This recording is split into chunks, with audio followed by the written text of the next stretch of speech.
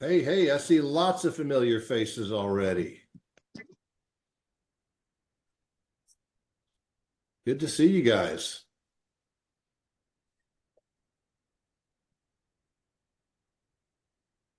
So what time is it? Got a couple minutes. I see new people are jumping on. So let's take advantage of the time here. Anybody have any questions or challenges? Anything I can do to help you? Yes, Shanna, how can I help you? My biggest challenge is I had stopped doing prospecting for a while. My mom was sick. Now I'm back. It's like I have to relearn everything. And my closing, especially, I need help with. Sure. First of all, how long did you prospect before your mom got sick? Um, realistically, like about 9 months. Okay. So let me tell you, you don't have to relearn anything because prospecting is just like exercising. You have muscle memory. Okay, but if you've ever gone to the gym and you work out all the time, you don't get as sore. But then you take a long break and then you come back to the gym and you lift again, and all of a sudden you're so sore because your muscles aren't used to it, but they'll adapt really quickly.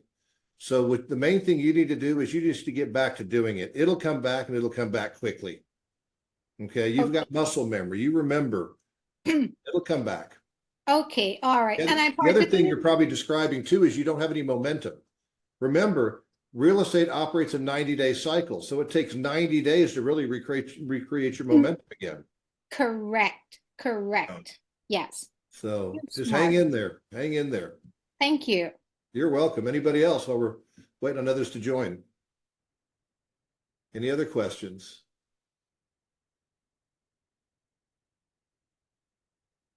Hi, Kim. Unmute yourself so I can hear you. What's your question? You're muted. Unmute yourself so I can hear you.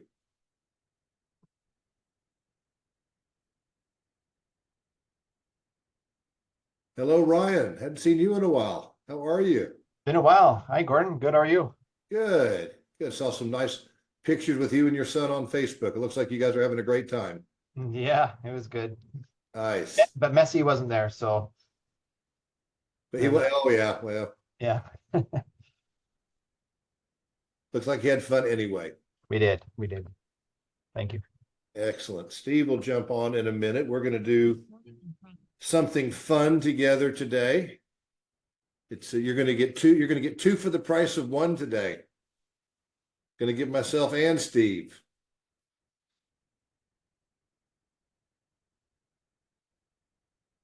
All right. So nobody has any questions, anything I can help them with? What's the biggest challenge you're facing with right now? Getting listings. Getting listings. Okay. So what's the challenge, Ryan? Challenges. I need to go back and review everything that you guys taught me, so I don't have that problem. First of all. Right. Secondly, well, I'm putting a lot of time and effort into farming right now. So I know it's a slow process, but it'll pay off. I know that. Most everything works if you just do it long enough. Yeah.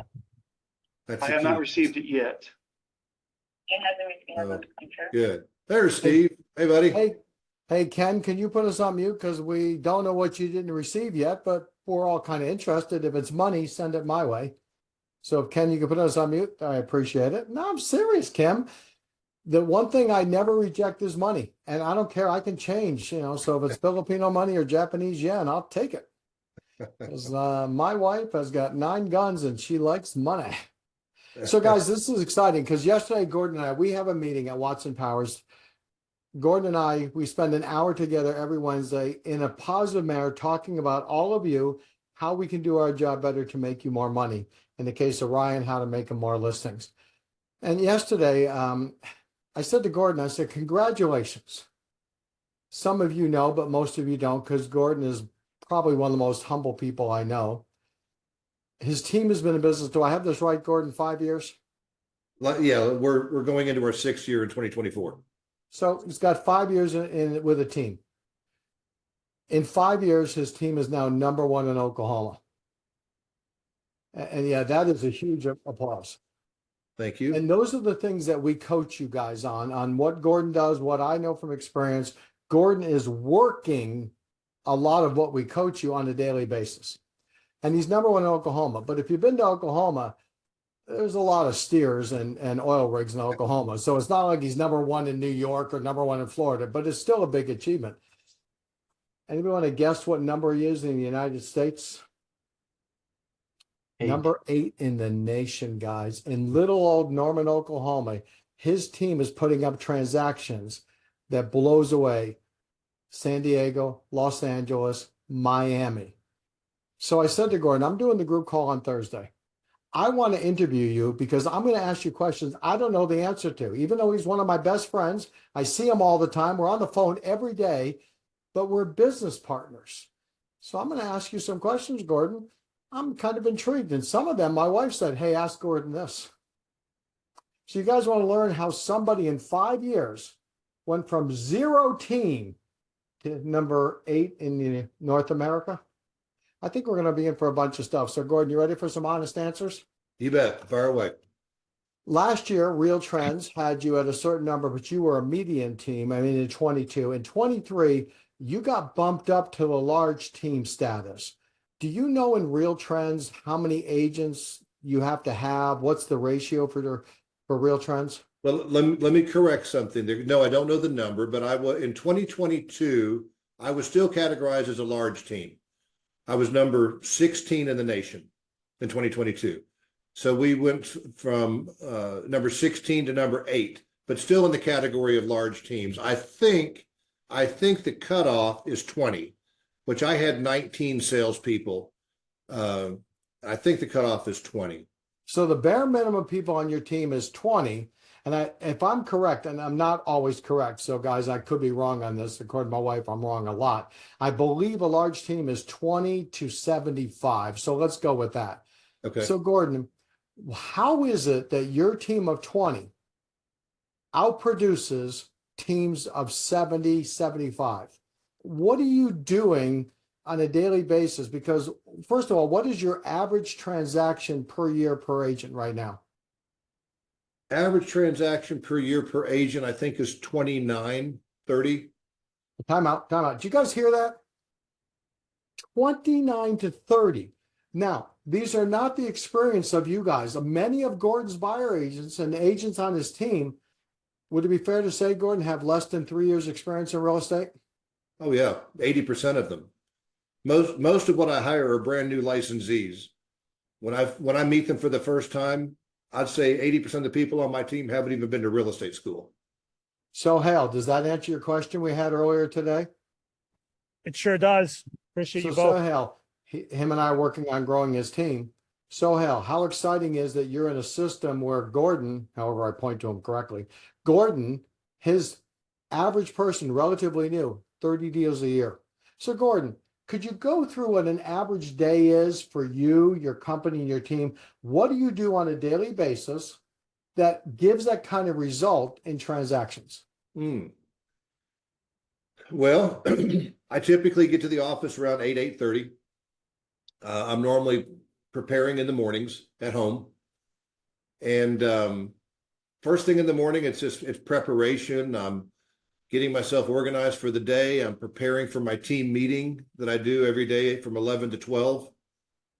We have our team gather together in a training room I have in my office, and just going over different things. You know, right now I'm spending quite a bit of time in trying to prepare for any transition that we need to make with some of the changes coming up with NAR, anticipating that. And it never fails. Every morning, you've been to my office before. The door to my office is glass. And I typically have a line down the hall of salespeople with questions. So they're funneling in one after the next, and I'm answering questions and helping them put deals together, and which personally I love. You know, what I can tell you, what I do is not for everybody. It's not, but I love what I do. I never intend to retire. People say, when are you going to retire? Never. You know, the second date on my tombstone will be the day I retire. Well, some people may not know this. You procreate at a large number. You have 7 kids, yeah? Right. Yeah. 7 kids. Well, Shauna, understand, you got 7 kids. You're used to chaos. You're used to handling multitasking. So having a line down the hall or having 7 kids trying to get breakfast, the man is adept to handling multiple things at one time. But Right. you guys, I don't know if everybody heard, Gordon. You come in about 8 to 8:30 because I've been with you at your office. Yeah. And then you have a plan. And that's part of what some of us probably don't have. How important, whether you have a team or you're an individual agent, to Yeah. have a plan every morning, to have set things you do, how important is that to you and your team? Oh, it's critical. I've actually got a gentleman shadowing me today, just which is common. You know, I invite people to come and spend the day or two with us and learn. And one of the things that he's commented about is there is really no downtime, because I pride myself in not having any downtime. You know, it's interesting how you do things, just kind of do them your way and don't even really think about it. And then he was commenting, like, one of the things I do is I stay very organized. I use my Google Calendar. I use my Google Tasks. Okay. And I have several different categories. So I run, along with my partner, Steve Powers, you know, I run Watson Powers Coaching in addition to this team. So I have, you know, on my tasks, I have a list of things that I need to do today for Gordon Watson team, for Watson Powers. Plus I have another column, which are my major objectives. Right now I have 4 primary objectives that I'm working towards. And I keep. Would you share this with us, Gordon? Could you share our 4 objectives? Sure. So right now I've got, you know, we're working with the Phone Warriors program. And so one of my objectives is to increase the participation in the Phone Warriors program. Okay. The other one is we are redesigning the Watson Powers website, and I've kind of taken the lead on that. That needs to be done, needs to be upgraded. And so I'm in the process of doing that. Secondly is filling up the summit, the Scottsdale Summit coming up in September of this year in Scottsdale, Arizona, which, by the way, you guys write that down. I should have the dates in front of me. I wasn't prepared. 23rd, 24th September. All right, thank you. September 23rd, 24th at the Fairmont Scottsdale Princess, which, by the way, guys, is a 5-star, 5-diamond resort. It is one of the nicest resorts in all of North America. We held our conference there last September. It was a huge success, and we're going to be doing it again this year. And I would encourage anybody that can attend to please do so. You can go on to watsonpowers.com and sign up. We're selling the tickets for $3.99 a piece. That's for 2 days. Lunch is included, by the way, the breakfast and lunch. I mean, the food is incredible. We're not serving you Subway, guys. It's no. 5-star lunch. Class. The #1 Mexican restaurant in all of North America is on the grounds there. It's called the Hacienda. Oh my gosh. So anyway, I hope you guys will join us. It's a lot of fun. So Gordon, let's go back to production. Yeah. You and I coach a lot of great individuals, a lot of great people, starting teams, having teams. Yeah. We have a jumpstart program. It's 10 days. We have a 90-day program we call 1, 2, 3. I know you use it. Could you tell everybody, when an agent joins your team, what are some of the expectations you have in the first 10 days? And then I want people to think about, even if I'm not on the team, why am I not doing that? So what do you do during that first 10 days? So I have a program that I call Masters in Training, and typically starts on a Monday, and it's 2 weeks. So it's Monday through Friday for 2 weeks. I spend about an hour, depending upon the session, an hour to an hour and a half of classroom time. And then every day they have assignments. They have homework assignments. And so I'll take them through that for the first 2 weeks. It's kind of a crash course on how to make money selling real estate. Then after they finish that 2-week course, then well, let's stop, because I'd like to dig a little deeper. Yeah. One of the things that I know you and I both coach, one of the things I know you do really well, because I've watched you while I was in there, watching you work with the new people. Mm-hmm. You make them write contracts right from the beginning, practice contracts. Could you Yes. explain more what you do and why they need to write contracts in that first 10 days? Yeah. So, I mean, I want them to see, here's the thing. if we don't really know how to do something, we're going to avoid putting ourselves in a position of having to do it. Okay. I want my salespeople to sell. And I don't want them to think, oh my God, what if this person says yes? What if they say, I'd like to make an offer? Oh, then what am I going to do?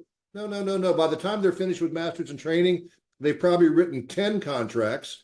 None of the contracts are the same, all sorts of different circumstances. They have to submit them to me through Loop, which is the electronic signature program that we use, as though I'm the listing agent.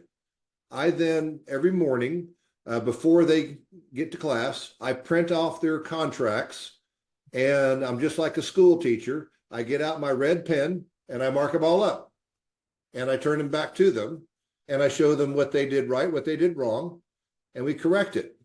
And so by the time we're finished with Masters in Training, they've probably done 10 contracts. And by the time we're finished, I mean, they're confident in what to do. Now, we still have some accountability there.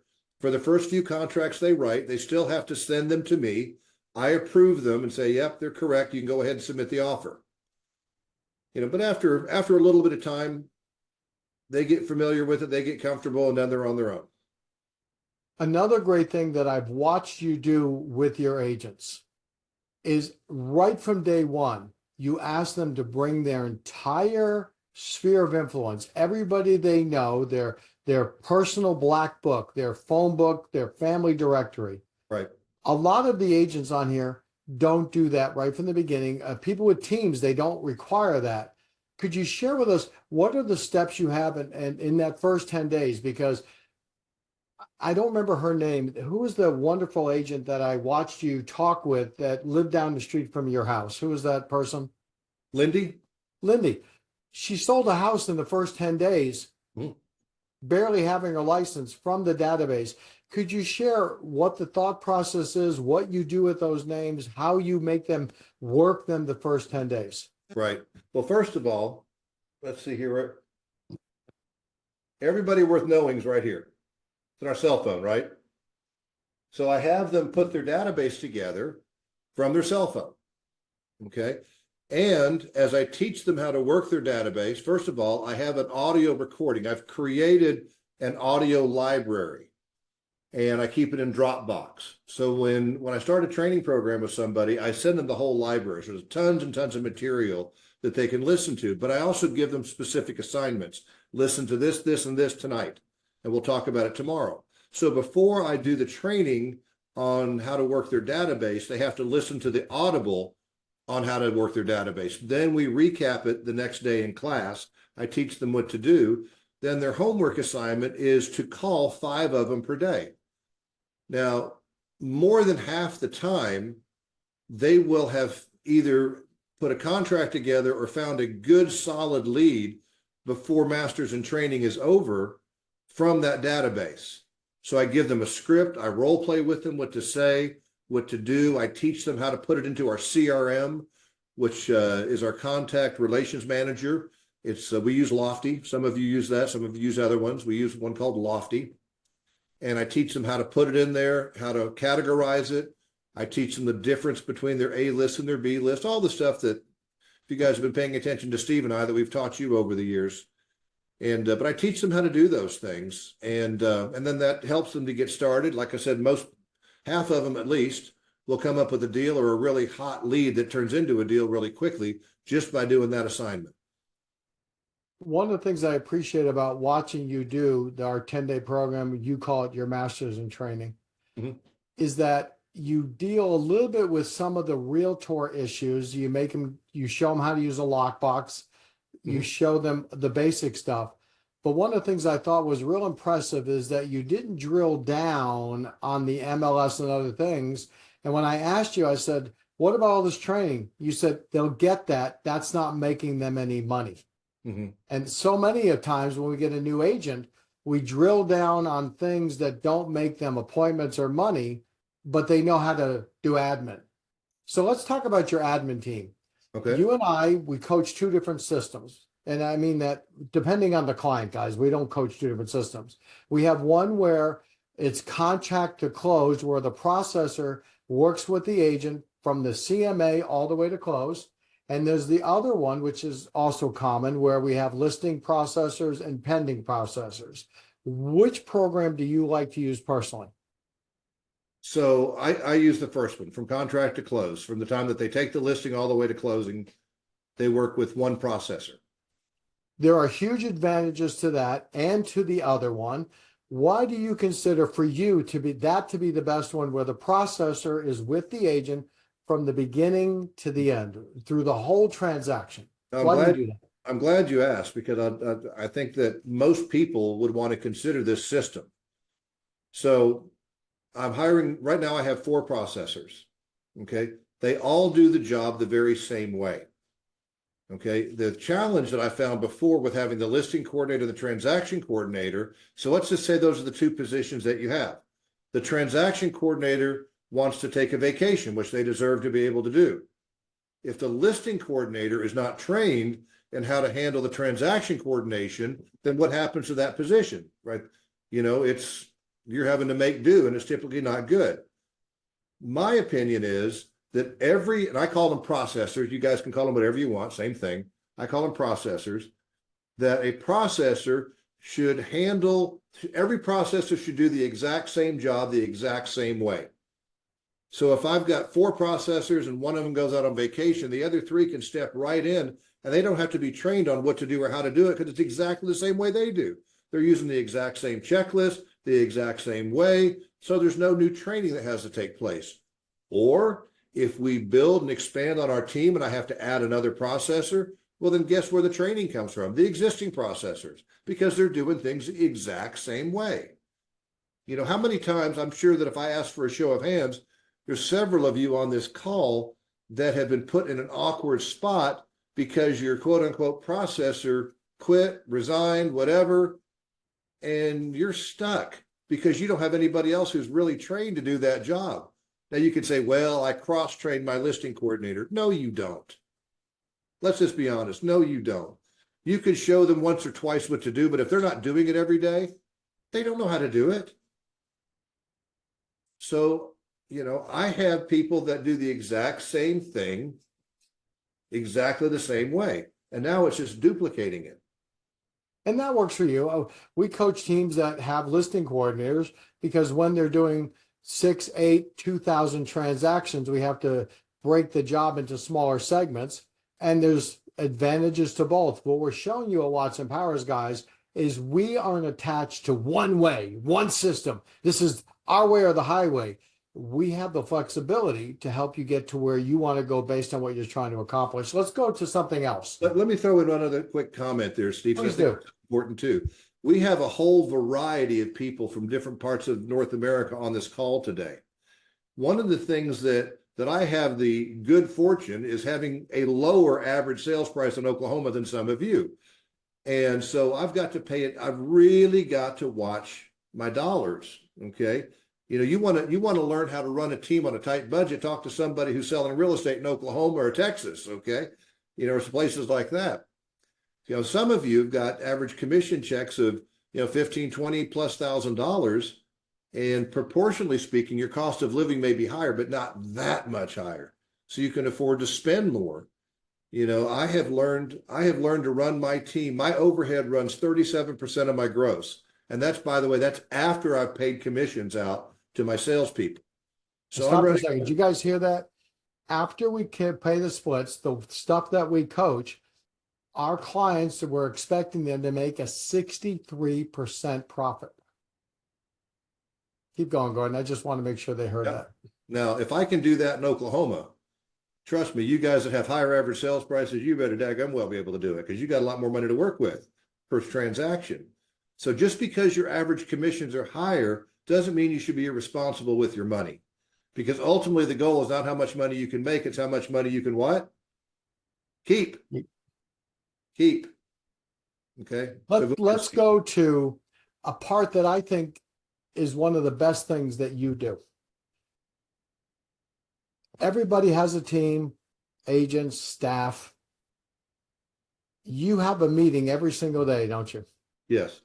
What time is your meeting every day? From 11 to 12. Why don't you do the meeting at 8 o'clock in the morning? Well, that's a good question, because anybody who is, one of the challenges in starting a team is there's very few people that just jump in and start a team. There's typically a slow transition. You're an individual agent and you're producing and you decide you want to start the team. And so for a period of time, you're doing both. You're a producer as well as a team leader. And the goal is to eventually get enough income from the team. I should say the goal for some people, not everybody. Some people want to continue to produce. For me, I wanted to get out of production and become strictly the team leader and then run Watson Powers coaching. So it's all about, everybody says, well, I can't do that. How do I do that? Well, it comes down to your schedule. So I would start my prospecting at 7:45 in the morning. I would typically wrap up my prospecting around 10 to 10:30. So the reason I selected 11 o'clock was because that gave me time to prospect in the morning, get any admin work, CMAs done for my listing presentations, whatever. I had time to get those done. Excuse me. And then come 11 o'clock, now I've got time to do the team meeting. So I do that from 11 to 12. So it was all about just blending my schedule. And that's one of the things that I'm constantly saying to the people that are having a team or starting a team. It's role play, prospect, meeting, disperse. Let's talk about your meetings. One of the things that you and I both know, by having a daily meeting, it avoids that hallway training. Hey, Gordon, you got a quick minute? And you're in the hallway training one person. Because I've seen you say, you know, Lindsay, that's a great question. Bring it up at the meeting. And now you're able to train the entire group on her question. Right. So right. Could you share with this group, because I've had the great fortune, and some of you have, and I know Darren Webb is at your office today, yes? Yeah. That they can see it. But some of these people, you know, Jody may not get on a plane and fly to your office. Could you tell us what your meetings are like? Because I think they're some of the best available. Thank you. So first thing we do, I've created a, matter of fact, hang on. I'll just show you real quick. If you give me 2 seconds, I'm going to share my screen. I just happen to have it pulled up. Everybody see that? That's what we call our sales tracker. And so I have everybody's best month is listed in the far left column, what their listing goal is for the month, sales goal is for the month, and where we stand. Like right now, we're a little behind. We're at 6 sales for the month, but we always catch up more towards the end. And so I start off with that spreadsheet there, and we keep track of who's made sales, listings, hold them accountable to that. I go through one by one. Then I open it up for questions. Who has questions, challenges? What can I help you guys with? Can we stop for a second, Gordon? I want to make sure everybody heard what Gordon did when he has this accountability. He's got two big, I think they're 60-inch monitors. Right. When they walk in the room, everybody gets to see where everybody is month to date. Everybody has to step on the scale, so you can't hide. So can you guys think about this? If you every day have to be in front of your peers and your production is up on the board, are you going to make sure you have some numbers up there? And I didn't mean to just to overtalk you on this, Gordon, but I think it's one of the best things you do. And you do it so politely. You're not like, Steve, you haven't done a deal this month. You're awful. It's always from contribution. How can we help you? But guys, understand, without them having to see the numbers up there, they can hide to the end of the month. But every day it's blaring, it's glaring where they are. It's so important. And Gordon does it from a contribution point of view. Part two, he jumps into training questions. Let's go with that, Gordon. Yeah, but I mean, again, first of all, you never ever want to embarrass or humiliate any of your team members in public. So, but I do, in going over the sales tracker, I do take it line by line, one by one. You know, any new sales and any new listings, where do you stand? Any offers out, whatever. So we're just going to take a moment and talk about what they've got going, and they're going to discuss that in front of the team. Again, not to humiliate anybody, but listen, we all do it. Everybody's, you know, being held accountable. Accountability is a big, big part of running a successful team. You know, I make it so that people can't hide when they work for me. But it's I am not a leader that is all about intimidating people. No. I think people would describe me. I'm a leader of encouragement. I'm supporting them. I'm encouraging them. I'm trying to build them up. You know, trying to help them to see the potentials that they have within themselves. That's my sole purpose, not to beat people up and talk about what's wrong with you and why haven't you sold anything and yada, yada, yada. That's not my approach. So then we get into questions, challenges, and there's typically a few questions and challenges. And again, I want to emphasize to that point, the atmosphere that you create within your team meeting determines whether people bring up questions and challenges. Because if they bring up a question or challenge and then you make fun of them for asking that question or having that challenge, what's the likelihood they're ever going to do it again? They're not.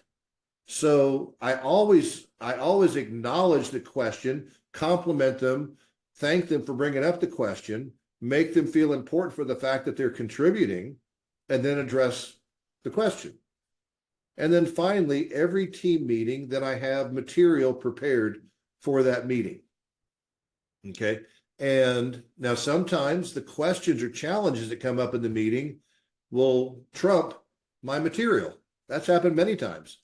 I feel like that their questions and challenges are more important than what I've prepared.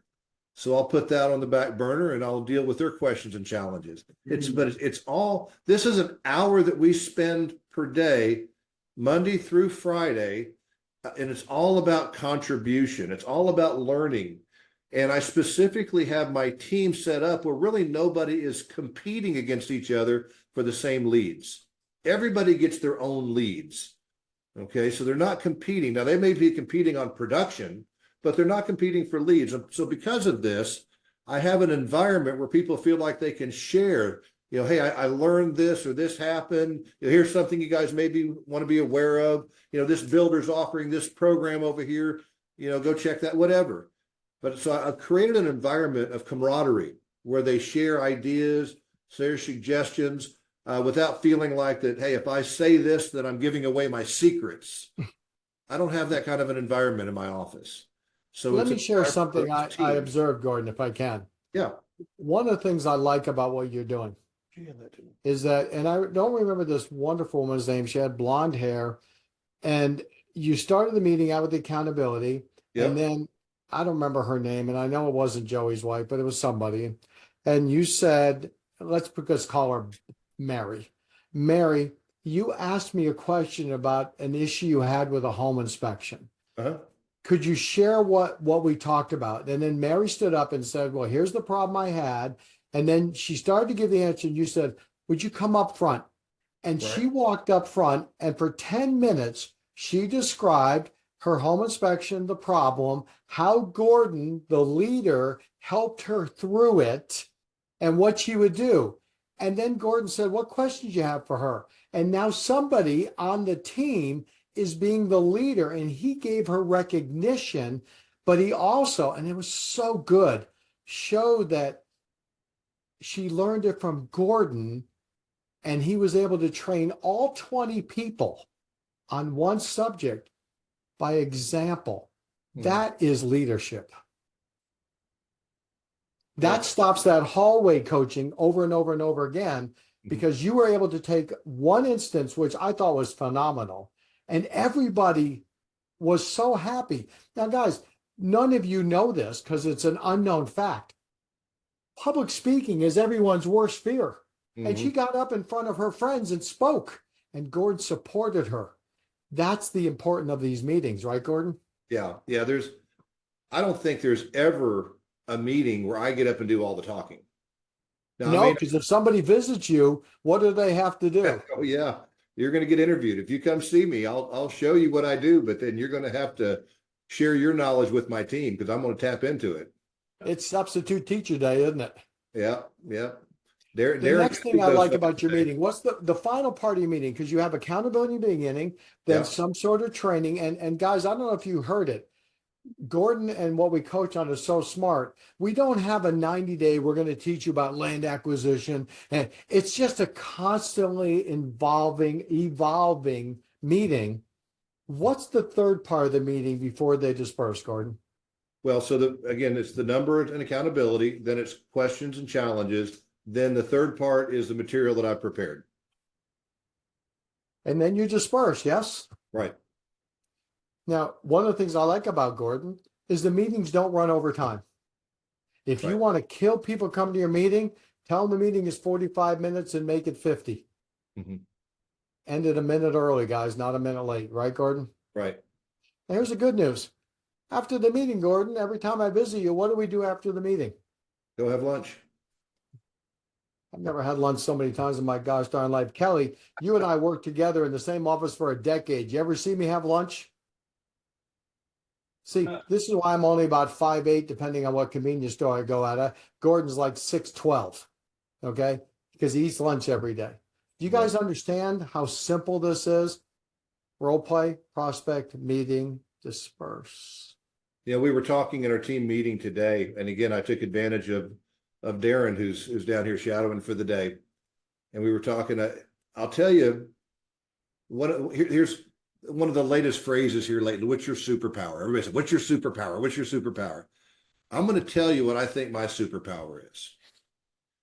My superpower is taking things that are complicated and making them simple.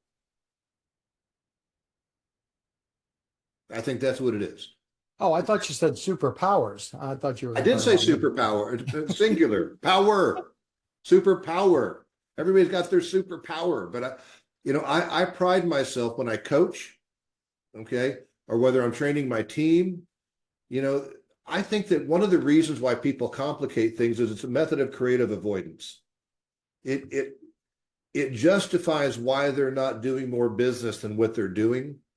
Because I'm so busy, I'm so overwhelmed, I can't handle anymore. Oh my God, I couldn't put another thing on my plate.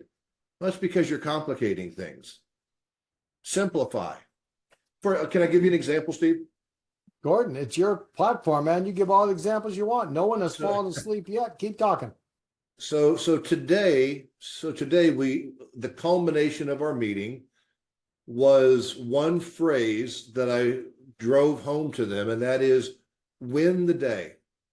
WIN, win the day.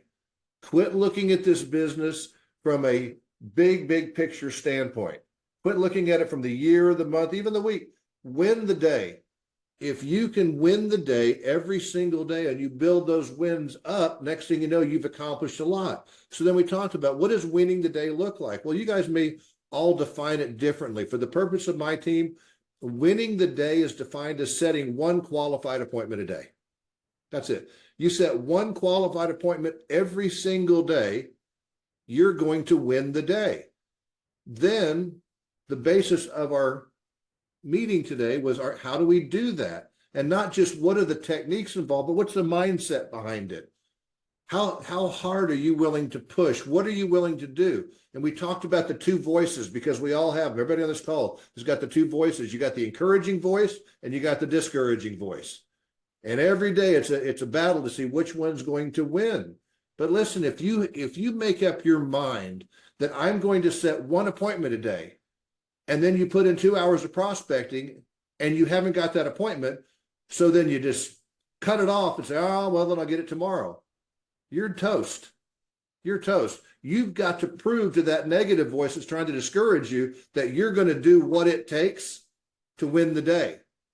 You're going to do it. If that means you got to prospect all day long, you're going to do whatever it takes to get that appointment and fulfill that commitment that you made to yourself.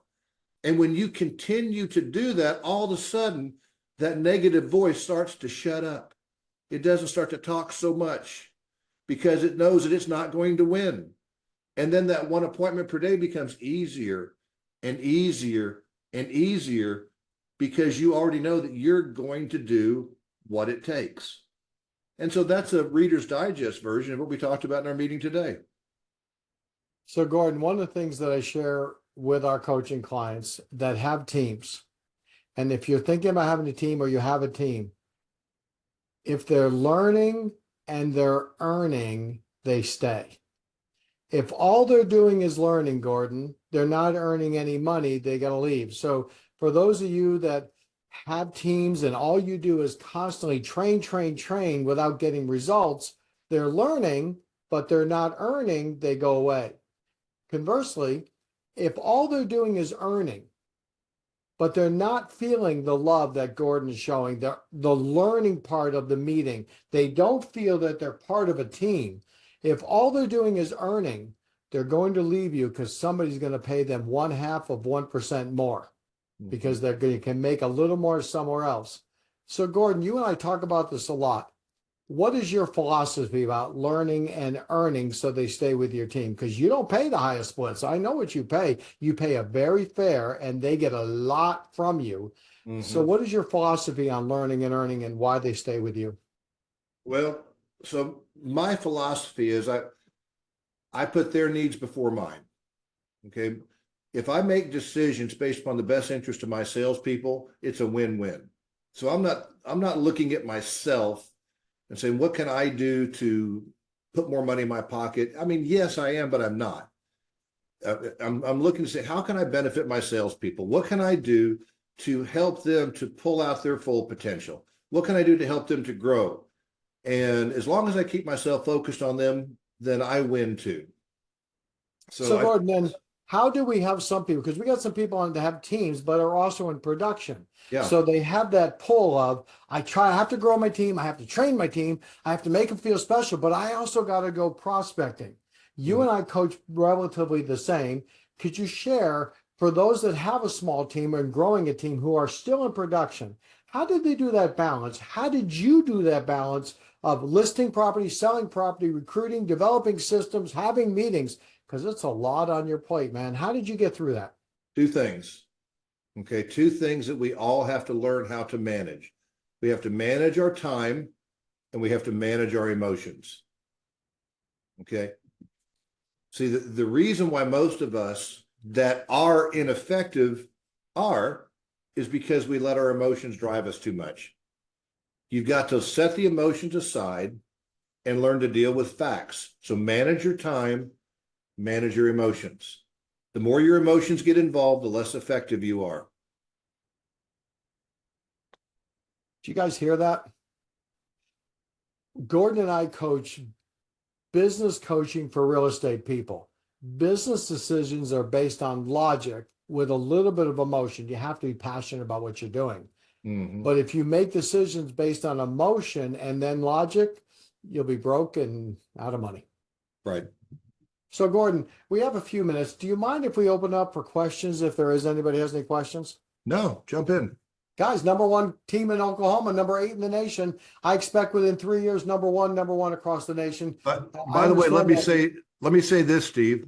I actually just opened up my schedule for 5 additional clients. If there's anybody that thinks that they would like to learn from what I'm doing, I'm taking on 5 new clients right now. You can email me, Gordon@watsonpowers.com, and taking on 5 more. So let me know if I can help you. And I gotta tell you guys, it's pretty funny because most Thursdays, him and his wonderful wife Annette, who Gordon loves and I adore, they get on a plane and fly to Colorado almost every weekend. They keep a beautiful Lincoln Navigator there. And Gordon was funny because last Sunday you called me, Right. Steve, you know anything about cars? I heard a loud pop and I don't have any power. I'm an hour away from anywhere. We're talking, guys. If you don't think we're dedicated, he called me 10:30 my time and I'm trying to solve a car issue for him on a Sunday night. Every weekend he goes away. So for him to open up a schedule means that he's giving up 2.5 hours a day, a week from his clients, from his wife, excuse me. So what questions do we have for Gordon about anything and everything? Got it all figured out?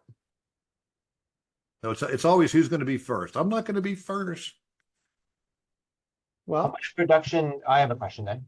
How much production do you need to be at in order to start a team? It's a great question, and there's not an answer to that. It just depends upon you. I mean, you've got to look and see, #1, what is your monthly break even? How much money do you have to make per month to cover your bills? Okay, because that's the most important thing is you got to pay your bills. Okay, and typically, the one thing about starting a team is it starts off as a liability before it becomes an asset. Okay, just like opening up any business. What business do you open up when you're profitable day one? So you've got to look at your financial position. Okay, what's my bills? What are my, how much money do I have to work with? You got to make an intelligent decision. And not everybody's in the same spot. The first thing that I typically coach somebody to do is say, okay, if we're going to start a team, we're going to learn how to manage our time. We're going to manage our emotions so that we can run your business and build the team. As you generate revenue from the team, you reinvest it in the team. You don't spend any of the money from the team. You reinvest it back into the team. And the goal is to get the income from the team equal to or greater than the income that you need to cover your monthly expenses. Once you get it to that point, then we can start to look into possibly making a transition. So it's really an individual thing, Ryan, based upon your expenses, based upon the assets that you have available to you, as to when the decision is right. Great question, though. Thank you. And you could call me, Gordon, or Sydney on that and say, here's where I'm trying to be. And one of the things we work with people is, let's go through what your proposed budget is, because like opening a restaurant, you darn sure don't want to open a restaurant. You can't afford the food. And you can't open a restaurant. You can't afford the silverware. I mean, there are some expenses, you know, the model of I got a buyer agent wants to work with me. Now I got a team. It doesn't work. You got to have some coin and systems. And Gordon, I can help you with that. Who else has a question for Gordon? Please, go ahead, Shauna. Did I say your name right, Shauna, or is it Shana? No, Shanna. Shanna is correct. Shanna, So please. my question is reversed from Ryan. What do you would tell somebody that's coming into the business that is prospecting, but really doesn't know exactly what to do? Would you advise that person to join a team? That's a great question. You know, it seems like yes. In most cases, I would say yes. It seems like that's more the trend these days, is people will start off being part of a team. You know, it depends upon the structure of the team. Not every team is structured in the same way. But let's say if, Shanna, you were joining my team, I pretty well cover your overhead. You're going to be on a 50-50 split, okay? But I cover your overhead. And those of us that are veterans in this business know how high the overhead can be, okay? 50-50 without any overhead is really not a bad deal, okay? And then I'm providing you your leads, and I'm providing all your coaching and training, so you're going to move forward much faster in the business. So it depends upon the structure of the team, but I'd say for most people, I would at least start off with the team concept. Great question. Thank you. Okay, Thank we you. have time because I know, Gordon, you have to run here shortly for a coaching call, as do I. We have time if there is one more question.